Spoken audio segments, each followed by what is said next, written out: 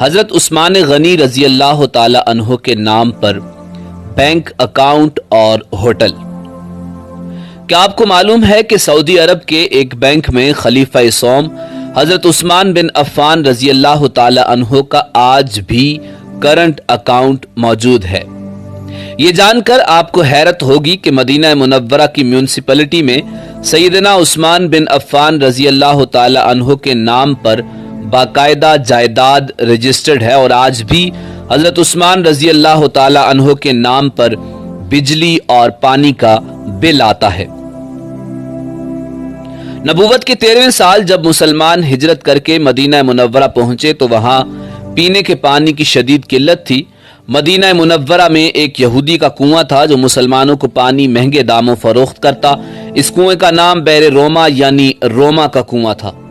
وہاں ان حالات سے پریشان ہو کر مسلمانوں نے رسول کائنات صلی اللہ علیہ وسلم سے شکایت کی اور اپنی پریشانی سے آگاہ کیا تو اللہ کے نبی حضرت محمد مصطفیٰ صلی اللہ علیہ وسلم نے فرمایا، کون ہے جو یہ کنواں خریدے اور مسلمانوں کے لیے وقف کر دے؟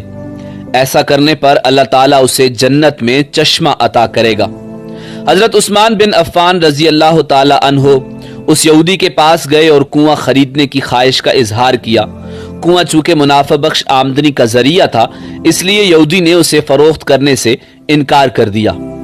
حضرت عثمان رضی اللہ تعالی عنہ نے یہ تدبیر کی کہ یہودی سے کہا، پورا کنواں نہ صحیح، آدھا کنواں مجھے فروخت کر دو۔ آدھا کنواں فروخت کرنے پر ایک دن کنویں کا پانی تمہارا ہوگا اور دوسرے دن میرا ہوگا۔ یہودی ان کی اس پیشکش پر لالچ میں آ گیا۔ اس نے سوچا کہ حضرت عثمان رضی اللہ تعالی عنہ اپنے دن میں پانی مہنگے داموں فروخت کریں گے، اس طرح اسے زیادہ منافع کمانے کا موقع مل جائے گا۔ چنانچہ اس نے آدھا کنواں حضرت عثمان رضی اللہ تعالی عنہ کو فروخت کر دیا۔ سیدنا عثمان غنی رضی اللہ تعالی عنہ نے وہ کنواں اللہ کی رضا کے لیے وقف کر کے اپنے دن مسلمانوں کو کنویں سے مفت پانی حاصل کرنے کی اجازت دے دی۔ لوگ حضرت عثمان غنی رضی اللہ تعالی عنہ کے دن مفت پانی حاصل کرتے اور اگلے دن کے لیے بھی ذخیرہ کر لیتے۔ یہودی کے دن کوئی بھی شخص پانی خریدنے نہیں آتا۔ یہودی نے دیکھا کہ اس کی تجارت ماند پڑ گئی ہے تو اس نے حضرت عثمان رضی اللہ تعالی عنہ سے باقی آدھا کنواں بھی خریدنے کی پیشکش کر دی۔ اس پر حضرت عثمان رضی اللہ تعالی عنہ راضی ہو گئے اور کم و بیش 35,000 درہم میں پورا کنواں خرید کر مسلمانوں کے لیے وقف کر دیا۔ اس دوران ایک مالدار آدمی نے حضرت عثمان رضی اللہ تعالی عنہ کو کنواں 2 گنا قیمت پر خریدنے کی پیشکش کی۔ حضرت عثمان رضی اللہ تعالی عنہ نے فرمایا کہ مجھے اس سے کہیں زیادہ کی پیشکش ہے۔ اس شخص نے کہا کہ میں 3 گنا دوں گا۔ حضرت عثمان رضی اللہ تعالی عنہ نے فرمایا کہ مجھے اس سے بھی کئی گنا زیادہ کی پیشکش ہے۔ اس آدمی نے کہا کہ اے عثمان میں تمہیں 4 گنا دوں گا۔ حضرت عثمان رضی اللہ تعالی عنہ نے فرمایا مجھے اس سے بھی کہیں زیادہ کی پیشکش ہے۔ اس طرح وہ شخص رقم بڑھاتا گیا اور جناب حضرت عثمان غنی رضی اللہ تعالی عنہ یہی جواب دیتے رہے، یہاں تک کہ اس آدمی نے کہا کہ آخر ایسا کون ہے جو آپ کو 10 گنا دینے کی پیشکش کر رہا ہے؟ تو اس پر سیدنا عثمان رضی اللہ تعالی عنہ نے فرمایا کہ میرا رب مجھے ایک نیکی پر 10 گنا اجر دینے کی پیشکش کرتا ہے۔ وقت گزرتا گیا اور یہ کنواں مسلمانوں کو سیراب کرتا رہا، یہاں تک کہ عثمان غنی رضی اللہ تعالی عنہ کے دور خلافت میں اس کنویں کے ارد گرد کھجوروں کا باغ بن گیا اور اسی دور میں ہی اس باغ کی دیکھ بھال بھی شروع ہو گئی۔ بعد ازاں آل سعود کے عہد میں اس باغ میں کھجور کے درختوں کی تعداد تقریباً 1550 ہو گئی۔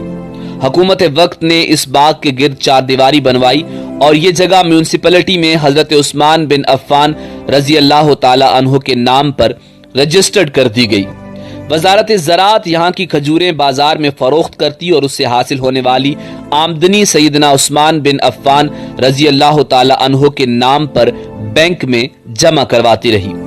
چلتے چلتے یہاں تک اس اکاؤنٹ میں اتنی رقم جمع ہو گئی کہ مدینہ منورہ کے مرکزی علاقہ میں اس باغ کی آمدنی سے ایک کشادہ پلاٹ خریدا گیا جہاں ہوٹل عثمان بن عفان رضی اللہ تعالی عنہ کے نام سے ایک رہائشی ہوٹل تعمیر کیا جانے لگا۔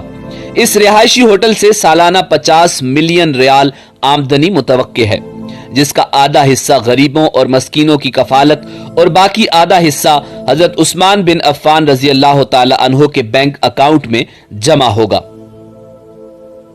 ذوالنورین سیدنا عثمان بن عفان رضی اللہ تعالی عنہ کے اس عمل اور خلوص نیت کو اللہ رب العزت نے اپنی بارگاہ میں ایسے قبول فرمایا اور اس میں اتنی برکت عطا فرمائی کہ قیامت تک ان کے لیے صدقہ جاریہ بنا دیا۔ یہی وہ لوگ ہیں جن کی جانیں اور مال اللہ تعالیٰ نے اپنی جنتوں کے بدلے خرید لیے۔ یہی وہ لوگ ہیں جنہوں نے اللہ کے ساتھ تجارت کی، جنہوں نے اللہ رب العزت کو قرض دیا، اچھا قرض، اور پھر اللہ تعالیٰ نے انہیں کئی گنا بڑھا کر لوٹایا۔